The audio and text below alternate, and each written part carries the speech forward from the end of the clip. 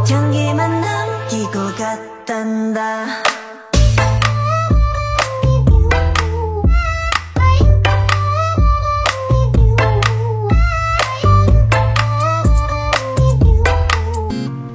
Bismillahirrahmanirrahim. Assalamualaikum warahmatullahi wabarakatuh. Perkenalkan, nama saya Saskia Amelia Arianto dengan NIM 210204600013 dari kelas 01 Teknik Elektro dan 4. Di sini saya akan membahas tentang transmisi konstanta umum saluran. Yang pertama adalah pengertian konstanta umum saluran. Transmisi konstanta umum saluran adalah konsep yang penting dalam elektronika, telekomunikasi, dan ilmu listrik, terutama dalam konteks pengurangan gangguan elektromagnetik (EMI) dan pemahaman tentang bagaimana gangguan atau noise dapat merambat dan mengganggu komunikasi dan sirkuit elektronik. Selanjutnya ada jenis dasar kabel untuk telekomunikasi. Yang pertama ada pair kabel, sepasang kabel atau dua kawat paralel. Terus kedua ada koaksial kabel, suatu kabel yang terdiri dari dua buah konduktor yang dipasang pada satu suku. Terus ada konfigurasi medan elektromagnetik.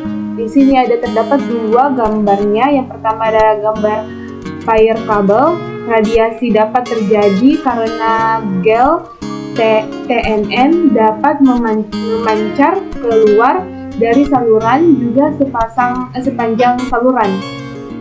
Gambar kedua ada koaksial kabel. Radiasi dapat diabaikan karena penghantar luar membentuk suatu perisai yang membatasi gelombang pada ruang di antar penghantar. Terus ada konstanta saluran primer dan rangkaian ekivalen. Konstanta saluran primer yaitu parameter-parameter konstanta dari dua kawat saluran transmisi yang merupakan kapasitor listrik yang timbul pada saluran tersebut. Selanjutnya ada dilihat dari sudut rangkaian saluran transmisi. Sepasang kawat penghantar mempunyai satu resistansi R dan induktasi seri L yang bersama-sama membentuk impedansi seri Z dari kawat penghantar. Terus kedua ada juga konduktansi G dan kapasitansi Sun C dari dielektrikum yang terdapat di antara kawat yang bersama membentuk admintansi Sun yang ditandai dengan lambang Y. Ini adalah gambar rangkaian ekivalen saluran transmisi. Parameter-parameter R, L, G, dan C dikenal sebagai konstanta-konstanta saluran primer. Terus ada parameter-parameter resistansi R, induktansi L, konduktansi G, dan kapasitansi C. Ada di sepanjang saluran transmisi. Distribusi sepanjang saluran transmisi yang pertama dihitung per satuan panjangnya M atau kilometer. Konstanta tidak terpengaruhi tegangan dan arus. Terus ada pada batas tertentu tergantung frekuensinya.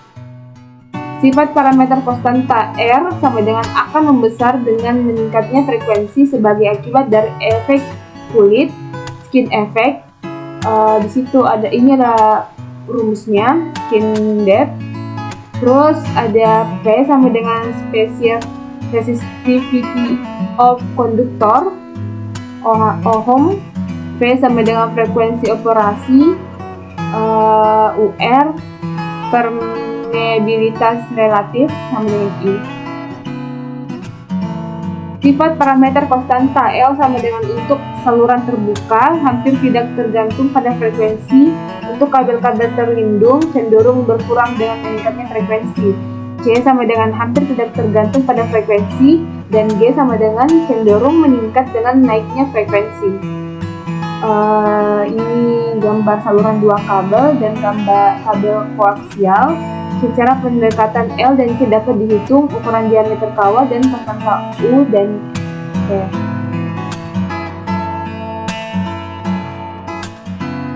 Selanjutnya, impedansi seri Z, R, dan L bersama membentuk impedansi seri Z sama dengan R tambah GLHM teori dasarnya. Berikut adalah gambar dari impedansi seri Z. Terus ini digambar dari admitansi Sun dilambangi dengan huruf Y. G dan C bersama-sama membentuk admitansi Sun Y sama dengan G standar. jadi COHM, teori Norton. Terus impedansi karakteristik dilambangi dengan ZO merupakan karakteristik saluran yang paling berguna dalam praktek. Perbandingan antara tergantung pada arus pada sembarangan titik di sepanjang saluran di mana tidak terdapat gelombang pantulan.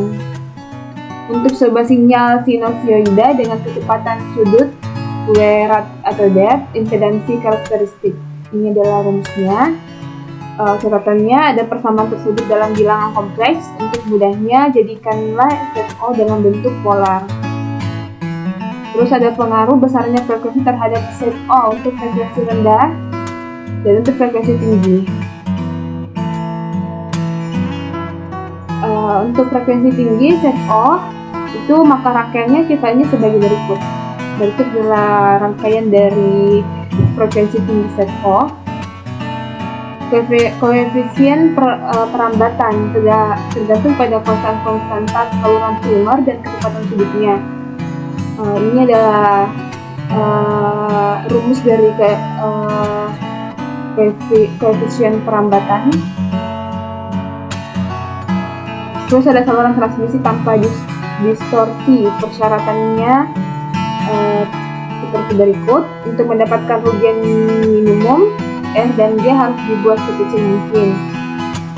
Jika dikehendaki transmisi tanpa distorsi, maka L per C harus sama dengan R per G. Terus yang dapat dilakukannya yaitu memperbesar L dengan cara menambah lilitan loading coil yang diseri dengan saluran teratur dengan jarak yang sama. Contoh pada feeder line, inilah gambar untuk contoh pada feeder line. Tetapi bila industansi L besar membebani, maka kecepatan fasa Fp lambat karena kecepatan fasa Fp sama dengan I per akar LC. Terus jika salurannya terdapat dua, yaitu tanpa kerugian, tergantung dan arus konstanta sepanjang saluran. Terus ada yang kedua yaitu ada kerugian, tegangan dan arus berkurang secara eksponensial. Ini adalah gambar gelombang berdiri standing wave. Bila ZL sama dengan ZO sama dengan match, semua daya atau energi tersalurkan. ZL sama dengan ZO sama dengan mismatch, sebagian daya atau energi terpantulkan kembali. Terus ada contoh soalnya juga, sebuah resistansi kabel bawah tanah sepanjang 20 km dengan nilai loop per kilometer terdiri dari R sama dengan 90 ohm, L sama dengan 1 mH, C sama dengan 0,062 UV, dan J sama dengan 1,5 ohm. Diakhiri dengan impedansi sama dengan impedansi karakteristik dan diberikan daya masukan 6 mW pada 100 Hz. Di ujungnya pengiriman hitung A impedansi karakteristik dan D koefisien dari propagasi. Terus ini berikut ada penjelasannya. Jawaban dari soal tersebut seperti ini kurang lebih. Adapun impedansinya seperti ini.